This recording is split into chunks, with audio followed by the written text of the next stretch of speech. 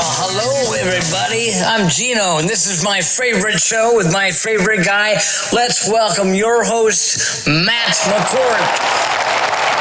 Talking to Mike LASTRA, and he's made movies about satyricon and the punk scene and Poison Idea. He has a studio called SMEGMA, and everybody in the world, including like Nirvana and Poison Idea, have recorded there. And hi, Mike, how are you today? I'm doing reasonably well. So you're talking about the green space thing that you're going to be... Yeah. Well, there's something called green anchors, and within this area of green anchors, there's our space. And I say our sort of band, 20-Foot Man or Dr. Amazon, and we've got a large performance space going on that has... room for a band to play and an audience to see and video projections and a giant, well, a 20-foot man, which is the like a marionette made out of iron, which, you know, has blinking eyes, and it paints, and all kinds of odd things will go on down there. It's an amazing spot. That 20-foot man seems like a feminist nightmare. Well, it's not the most portable thing, that's true. You know, you don't want it to fall down. We were doing a show a few years back, and volunteers are operating it with these pulleys, and the arms are flying around, and one of the arms fell off once, so that was ouch. No one was injured, though. No one got hurt.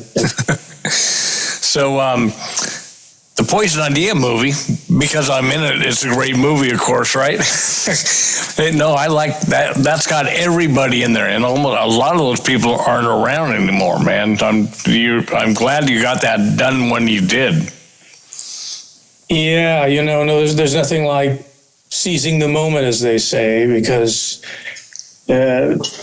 time moves on, you know, and I had to plan something like that, the Poison Idea thing, for years when Tom was still alive, and for some reason it just wasn't the right time or place, or I didn't know what to do with it, and when it was time, I just made the effort to get a hold of all the members I could, you know, and make some sort of an attempt at, you know, telling the story in their words, maybe you could say. That was cool. And the very first movie, Northwest Passage, right? And that was about the Earth Tavern scene. Well, yeah, that's true. You know, before there was you know, whatever the punk clubs came to be, you know, there was the bands kind of got together and we just did shows, you know, at different venues, you know, the Long Goodbye or the Earth, you know, these different places. Sometimes we only had one show because, well, something about the way the audience reacted in the space was not compatible with the management. Yeah, if you wanted the place demolished, you have a punk show. Is that a diplomatic way to put that? I was just like, okay, well, that's what happened, you know. No, I had a warehouse space on 8th and Hawthorne in 1989, and I had shows, and for some reason, people wanted to punch holes in the walls on the stairway down to the street. It was on the 3rd floor. It was quite a trek to get up there, and yeah, that place got demolished. I rented. My rent was $500 a month, and I lived there, and I had band practice places, and I had concerts and parties there. Now, the people told me the place goes for $10,000 a month for the floor. Yeah, I guess they call that progress, but sort of retarded when you think about the real effect on the actual people, you know. I mean, that's like in Selwood. My girlfriend lived in a duplex there. It cost $650, and then they sold it, and the new owner took over and said, well, this report says I can get $2,200 a month for this place, so you can stay or I'll pay to relocate. And she got like $6,000 for relocation. She moved to the west side. which was cheaper, no mold on the walls, nobody sleeping on the sidewalk, 3-story townhouse with a garage and gas heat, which is a real luxury because it was freezing in that place. But yeah, that's crazy. So you knew the Poison Idea thing. You knew you're in the feature, and you knew those boys for a number of years, right? And Tom, how long did you know Tom? You knew Tom forever, right? Oh, I taught Tom how to play guitar. He roadied for a band with me in 1978, and I went over to buy pot from these guys, and he would come over to buy pot from these guys, and I played bass, and I had really crappy equipment. I had a hollow body 335 bass, a Univox, and a guitar amp, and so I went over them, and I played better than everybody else that was coming over. But I got to be friends with Tom, and he was not gigantic back then. He was regular size, and we got to be friends. And they decided to have me for the bass player, and Tom was a flash pot roadie, and I would travel to all the shows with him, and we blast Ramones, and there was a limited number of punk bands, but Tom was a record collector and finding all of those. He was also a real big heavy metal fan, and so he had all the cool records, and I'd go to his house and hang out, and people would come over to trade him these vintage guitars and amps for cocaine or weed that he was selling. And I said, man, these guitars are so great, you should learn how to play them. He goes, I don't know how to do that, mccourt. And I go, you're smart, you can do it. And I wrote him at the chord charts for easy 2-finger chords, bar chords, and showed him how to do it. And the next time I came over, a few days later, he was playing. And I kept giving him cheat sheets like that and showing him where the notes were. And he picked that up like a dog takes to water. Well, he, like a lot of us, his passion for music, that's what, I don't think any of us thought we were going to get rich doing any of these kinds of things. It was like, well, this is what drives our soul or our heart or whatever, or, our intellectual curiosity or creative, whatever it might be, an outlet. A lot of people, are frustrated to find their outlet, and destroying things is only good when to me, there's cheap thrills when you're like 7 years old or something. You destroy something, and it's like a broken bottle, but then you learn to actually building something or making something is much more satisfying. But Tom was already rich. I mean, the guy was flush with money from the slinging the cocaine and the weed. We'd go places and he'd look like a bum, but he'd have like $10,000 cash on him. I remember you wore that SMEGMA T-shirt for the longest time. Yeah. Oh, yeah. I mean, what happened was he had a girlfriend that was a nurse, and they would come over when we practiced in my mom's basement really loud, and they would come over and hang out and watch, and his girlfriend would talk to my mom all the time. My mom knew Tom pretty well, too, because he was always over at the house. And he got into punk, and she said, I just can't do this anymore, because he was living on Old English 800. And, I mean, his fridge was filled with Old English quartz. And that's where I learned to really not like that stuff. Yeah, I remember it was almost like a trademark between that and Evan Williams. Oh, man. When I saw him, I was shooting Motorhead. I was downstairs at the Roseland in 1999, and I saw, you can't miss Tom, 400-pound guy walking down the street barefoot. I saw him from the back door. I yelled at him, Tom, come here. You got to meet Lemmy. And he was walking down the street with a bottle of Thunderbird, and they let him in. And the other band on the bill was Hatebreed. And I go, do you know Poison Idea? And they go, yeah. I go, well, Tom's coming in. Who? I go, Pig Champion. Pig? Oh, my God. And they went down and did the Wayne's World, I'm not worthy thing. And came in, met Lemmy, and because he turned me on to Motorhead in 1978, and also the Mentors, and we hung out quite a bit. And once the other drug came in, I said, I can't do this.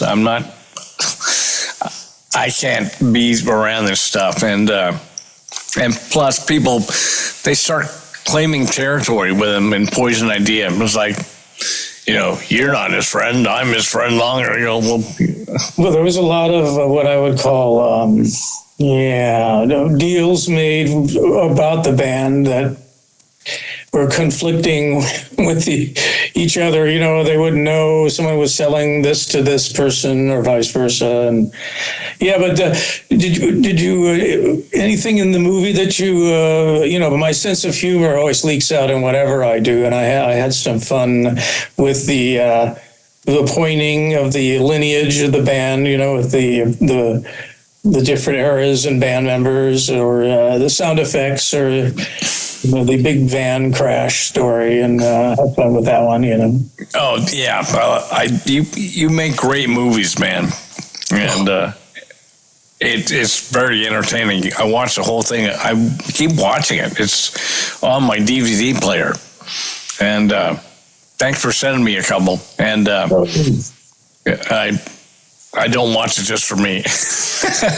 Well, I like the Clockwork Joe's stuff, the concerts at Clockwork. I think it was Clockwork Joe's. Yeah, the really old stuff on the Northwest Passage you're referring to. Yeah, no, it was on the Poison Idea movie. It was. Oh no, the oldest stuff from '83. Is that the stuff? Yeah, in fact, I that was from the La Bamba's Club, I believe. Then there was stuff. The really old stuff was from the Mount Hood Community College. Oh. And that's the stuff you can tell where there's like a curtain. It's like, what is a crazy venue is that? You know what I mean? And Tom looks really not thin necessarily, but that's he looked like he could move around quickly if he needed to back then. And that was 1980, I think. Yeah, I picked up Tom when he was going to join Poison Idea, and I had a Cadillac, and I went down and picked up all of Poison Idea's gear at Clockwork Joe's to take out to Tom's house, like on 75th and Division, because he was in a band called Punk Kitty and the Turncoats. I think that was his first band, and my friend Erie Boner was the drummer. And then he was also, Erie was a drummer for the Imperialist Pigs. And I recorded them too. And I produced the first Pick Your King Out EP. And Mike Varney, the guitar guru guy, is actually who helped. We just gotten hooked up with him, and he's a punk rocker. He used to be in the Nuns in San Francisco. And I asked him, I said, here, Tom, you'd love this guy. And his birthday is like November 29th. Mine's October 29th. Mine's November 1st, and Tom was November 4th. We're all kind of in the same area. And I said, you'd like this guy. You could talk music forever. And they did. And he helped get the Poison Idea Pick Your King EP press for him. Yeah, that's legendary. It seems like it's always hard to say with any band and, how they progress, if that's the right term, that people like that era, and it is a quintessential punk rock, right? I mean, if you were saying, what is the template, what is the kind of thing you're going to hear or experience, like the raw early punk rock. And then there's the more sophisticated stuff. I don't want to say sophisticated. Maybe it is, you know what I mean? A little more polished or more ambitious, hopefully people do get better at playing or singing with time. I mean, that's any musician, that's hopefully what you're doing. But what I liked about them back then, they did a cover of Motorhead, the song Motorhead, on this, and they reminded me of Motorhead, and I'm one of the biggest Motorhead fans on the planet. It's the only band besides the Beatles where I own all the records. But then I knew Steve Hanford. He was a kid I met when he was 11, and he bought the first Wild Dogs t-shirt from me, him and Steve Nims, Myrtle Tickler's brother. And I met them at Music Millennium and sold them 2 T-shirts, and we became friends. Little Stevie, and he'd come and take pictures. And later on, I was going, you'd like this friend of mine, Tom. And so I introduced him, and that's how they got to be friends. And after I did the Mayhem album, they joined the band. Yeah. Well, I got to say, Steve, they are the departed. Steve was like, boy, he had good ears. He listened well. He knew, he wasn't an engineer by any means, but he certainly knew when it came to like getting a sound. He had good ears. Plus, he was a killer drummer. Oh my God, that guy. He taught me just watching him. I listened to Mel Brown for 6 months on a thing I would do like once a week. And that it influences you, but also the other side, of listening to Steve play and how he hard hits those drums, that's what I tell people when they come in to record. They just don't tap that tom a little bit. That's an acoustic instrument. You hit it so it boom, it makes a sound, and of course you can see sometime, my friend, the coxman, Kevin there would say sometimes it looked like Steve was going to pass out at the end of the set because he was working so hard. Well, it might have been a combination of things. Well, that's true. No doubt there were some chemistry issues going on with them boys. Yeah, I remember him. Hey, Matt, shoot me up. It's like, oh man, you got the wrong guy for this. We played with Hyrax in Mayhem. And we're up in the Pine Street Theater upstairs in the loft. And I'm the wrong guy to ask to shoot up somebody. And I said, okay, but I'm not promising anything. And I didn't do it right. It kind of, I guess it hurt his arm, but it got in. But didn't die anyway. That's no, he played faster. It was cocaine. It wasn't heroin. Yeah, well, I told people occasionally that before the big deal with the Crow, where they sold the thing, to the movie, Pantera did a cover of the song. Yes, I remember. They said they got a lot more money immediately, and I thought, I used to say, they had a manageable drug habit, but then when they got all that money, and they're not the first ones. We see that with the stars in Hollywood and wherever, they get all the money, and so they just, go a little too far. Well, that was 1995, and I was eating lunch at Henry Beasley's in North Portland, or over Sandy in Hollywood. And this guy walked by, and he had a picture of a big book with Jimi Hendrix. And I go, hey, that looks like a cool book. And he goes, hey, Matt? And I go, yeah. He goes, he was Walter X. And we started talking while I was eating outside. And he goes, my roommate's Tom Pig. And I go, really? And he goes, where are you living? He goes, Southwest. I go, God, that's where I live. He goes, I got to go catch a bus. I said, I'll give you a ride home, man. I'm gonna go as soon as I finish this fish. So I gave him a ride home and went into the house where Tom was because I hadn't seen him for a while. And they said, we're suing the Pantera guys for the money from the Crow. Will you take us over to Vancouver so I could sell a bunch of records so I could get dope? I'll get you a bunch. I go, and I just gotten clean sober. I just got a DUI. I got busted for picking up a fake hooker also at the time. So I had my fill of problems. And so I said, nah, I don't want to do that. I have to say, letting either Steve or Tom into your vehicle,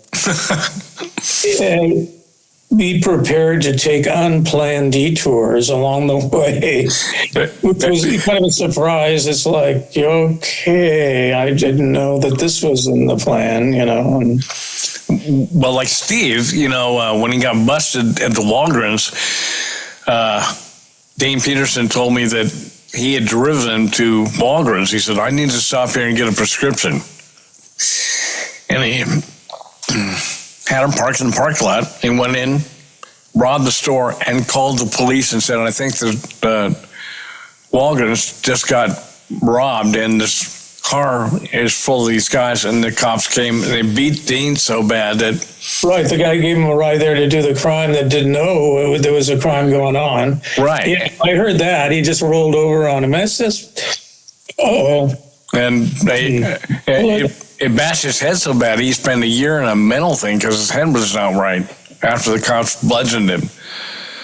But did you hear that Steve, when he worked with Adam Parfrey of, Feral House, and he was down in LA for a while. Did you hear he got a stray bullet? He was on some street corner and there was something going. I never heard that story. I heard he lived in India because dope was $4 a gram. He told me that.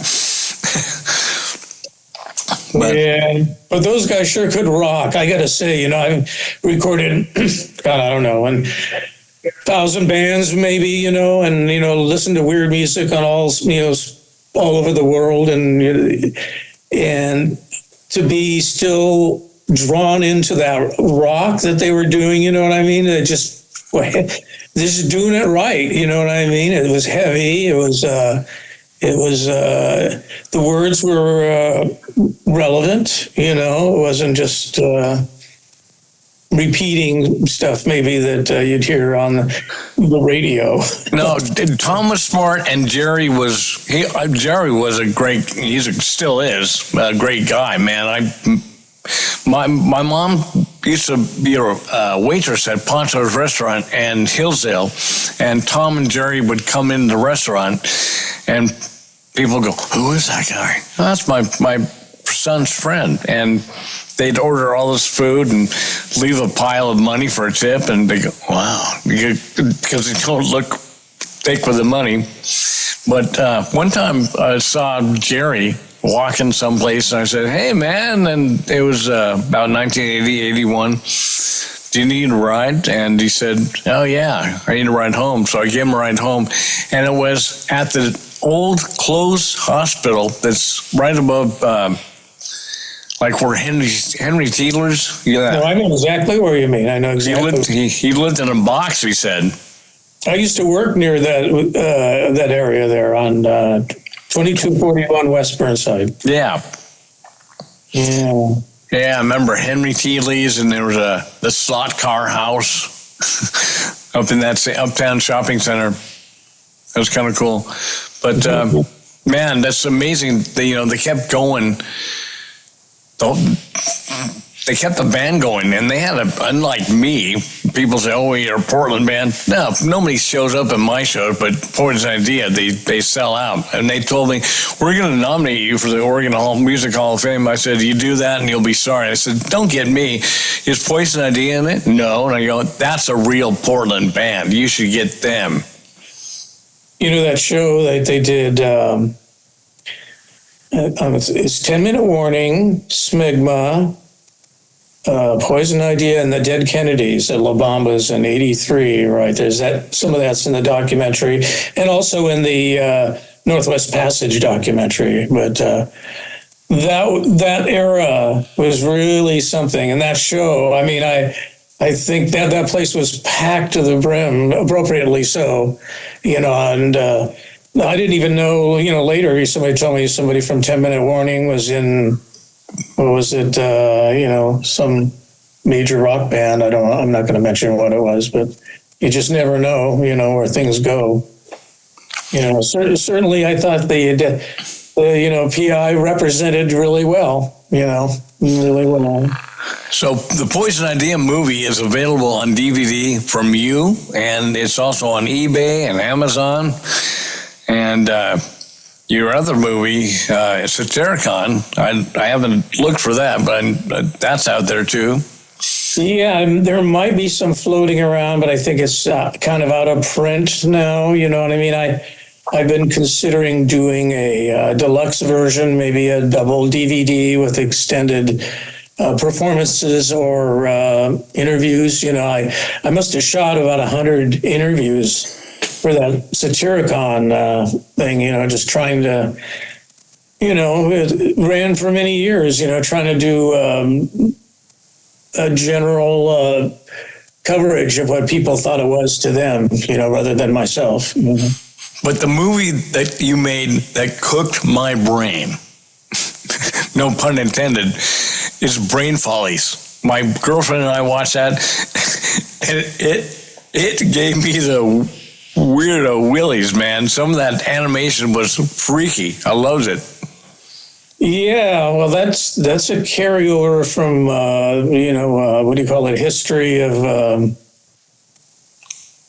Well, for me, visual, I was always one of those crazy kids that took apart his toys and, fix people's TVs and, build an amplifier in the 10th grade from parts. And then I got a film camera when I was 14, taught myself how to do that. And so I always had a flair for like capturing, whatever it was. And eventually I got pretty good, at figuring out how to shoot better. And because on film, you only have so much time. And then audio was really, music was one of my first loves. So that kind of merged when video came along, because I could do that, and with Brainfollies, before Brainfollies, at the beginning of the cable access, in 1975, we probably had one of the first shows on the West Coast called the Terminal Time Warp Hour, which was a weird variety show, much sort of like Brainfollies, but more for its era, where Brainfollies was like we couldn't redo what was the 70s there. So, carry on with music, satire, humor, and just stuff without any explanation. You can, you don't need words. And I was a big Ernie Kovacs devotee. I mean, that changed when I saw that. Anyone who was acting like a kid, Soupy Sales, Groucho Marx or Ernie Kovacs, I thought, that sounds good. You can be an adult and still do this stuff and have a good time, and I have a story about Ernie Kovacs. My uncle Homer Welch was a Foley guy here at NBC Radio in Portland, and also a jazz drummer. He got a job in San Francisco and also Hollywood on NBC Radio, and he was a personality on the radio, and they offered him a TV show, and he said, I'm not going to do that. Radio's never going to go anywhere. TV is just a science experiment, and it was a spot that Ernie Kovacs took. So I've never said no because of that, because I thought, no, you just don't turn down anything. Yeah, but I found Ernie Kovacs at the library, and you rent videos. Some of that stuff, that special effects stuff that was done live without CG, was like the balls that rolled uphill. Well, he was inventing television. Yeah, right. No one else. Everyone was still doing vaudeville with TV, right? It's like, okay, here's the band, whatever it was. It was still vaudeville. And Ernie came along and started playing with the technology and seeing what it could do, and inventing a Luma key, by the way, those first effects you're talking about, they were inventing those. See, he found other, what I call upstarts and revolutionaries that, it was hard to find his way through the corporate mess, as we all know, but he found like-minded engineer who stuck with him for years, and they came up with this stuff. And, he won... Just before he died, he did that a special show on NBC called, and it was Eugene. It was totally silent. There was sound, but nobody said anything. And it was, like you said, that thing with the table and things rolling. And yeah, he won an Emmy. It was brilliant. It was. It's always hard to be an outsider if you're ahead of your time. You just have to accept you follow your passion, and maybe people will catch up with you, or if you're lucky, that happens. I always loved Percy Dovetonsils. He had so many characters too. Yeah. He was a good improviser, which again, that always serves you well if you're just fast on your feet, You know, I've seen them in movies too, and like, hey, that's Ernie Kovacs. Yeah, Bell Book and Candle is probably the best one, I think. North to Alaska is not bad. There's one he plays like some, Havana, I forget what it is. Not a spy, but the other side, I can't remember what that's all about. But there's a few out there. Like Hollywood, a lot of times they don't understand how to use the talent this person already has. That's what's good when you get the right writers, for something, and they write for those people, because in particular to use their talents, and it would seem to be a normal workflow, but it doesn't always work out that way, I don't think. Well, the entertainment business seems to, on the bigger levels, if it doesn't sound or look like something else, they don't want you. They want you to fit into a mold to take over somebody else's position. Right. Well, cookie cutter, and they probably have software that tells them, even how to write scripts now. Like, well, okay, we need a car crash, or some drama here now, and some broken window, or the car, gunshots or explosions, and I understand eye candy. The eye, like the moth is driven to the flickering flame, and there's some entertainment there. I was in a gym and working out and talked to there was a guy that was a writer, and he used to write for like Barnaby Jones and shows of that era. He goes, well, now they want you to they give you a outline. You have to have so much action here, and then the car crash at so many minutes in, and he goes, I quit. I'm going to retire and live at the Oregon coast. And it's a real interesting thing that all those strikes, because the coming of AI, I've been seeing it for a long time because I've been into this technology probably earlier than anyone else by nature of my interest, and thinking, well, how long is it going to be before, for instance, they have plugins in your audio that supposedly you can make a guitar sound like this or that, just by the plugins. And I thought, well, when are they going to do that with vocals? Now you can sing like Frank Sinatra or, Wayne Newton or whatever.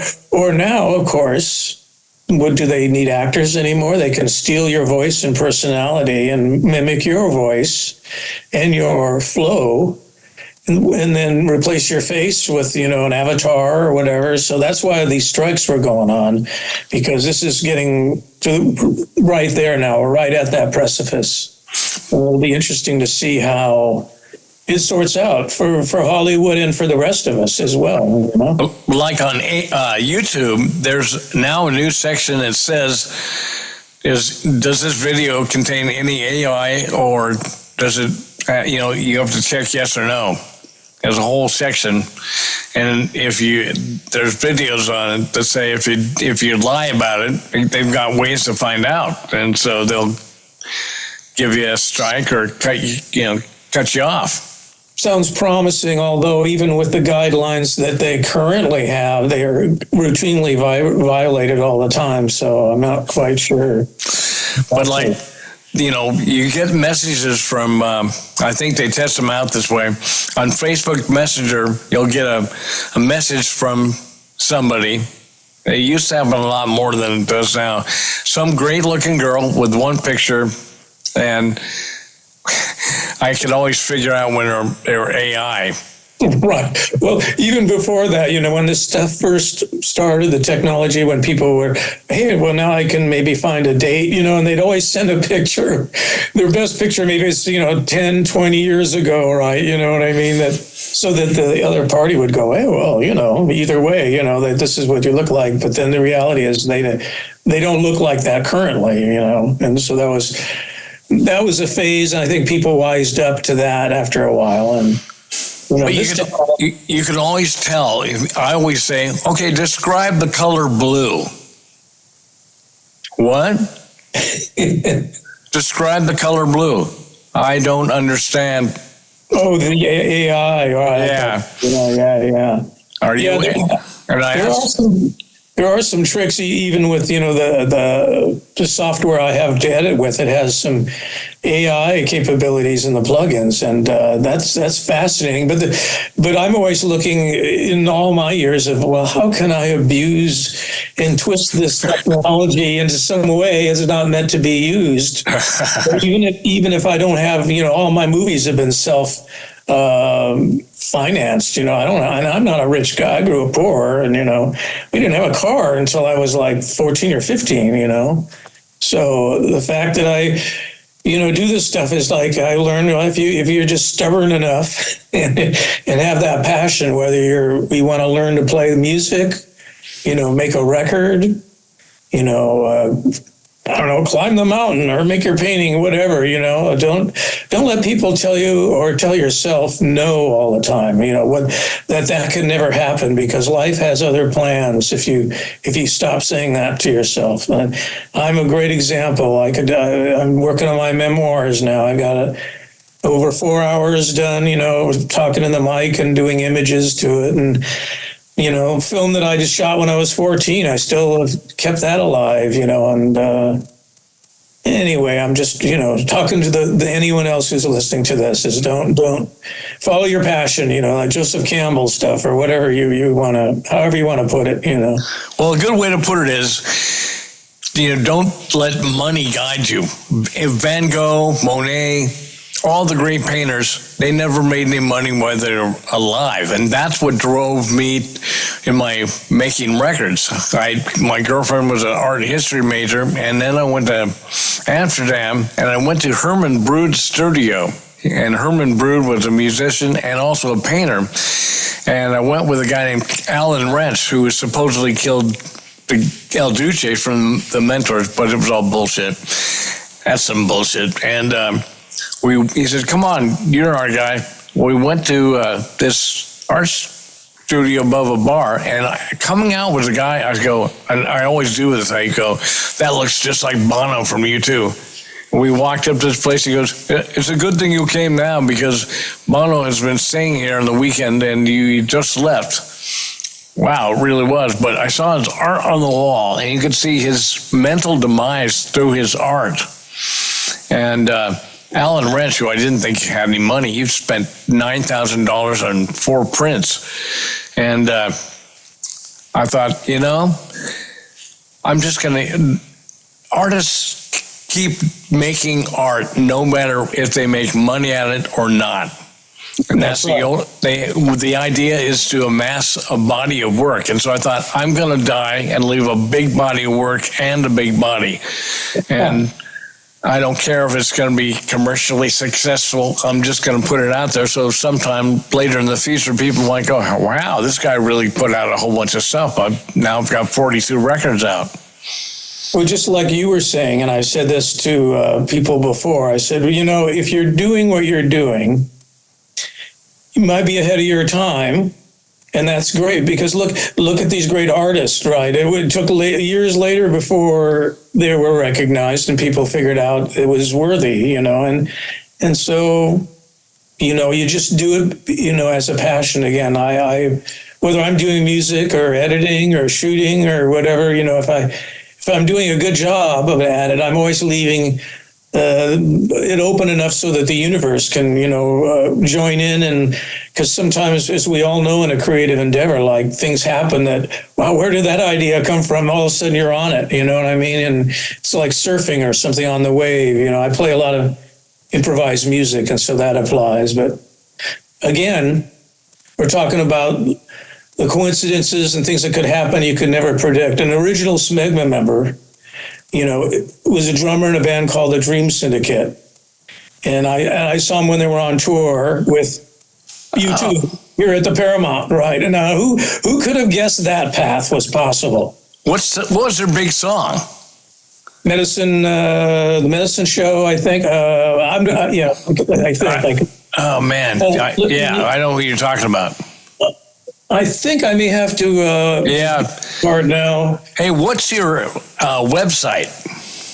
I don't really have a website, but go to Brainfollies, Mike Brainfollies on YouTube. There's like almost 300 clips there, so you'll enjoy it. Okay. And thank you very much for the opportunity to let me blather on about stuff. Oh, thank you, Mike. Bye. We've been talking to Mike Lastra, filmmaker, studio producer, a studio owner, and all-around cool guy.